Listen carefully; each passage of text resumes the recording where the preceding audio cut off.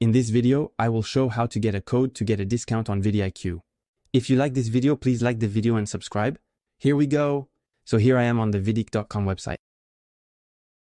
VidiQ is a website and an extension that you can install on your internet browser to help you improve your YouTube channel. I have been using it for over 2 years now and I am really very satisfied. So, if you want to get a discount on your VidiQ subscription, or even get your VidiQ subscription for free, you just have to go through the link that I put under this YouTube video. You can find it either in the description or in the first comment pinned under the YouTube video. You really have to go through this link because it's a pre-activated link that will then offer you bonuses.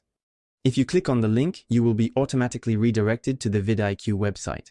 You will then just need to register with your Google account, which is linked, for example, to your YouTube channel. Once this is done, if you go to the plans option, you will see that automatically you will have a promo code that will be offered to you both for the annual plan but also for the monthly plan with a 50% discount.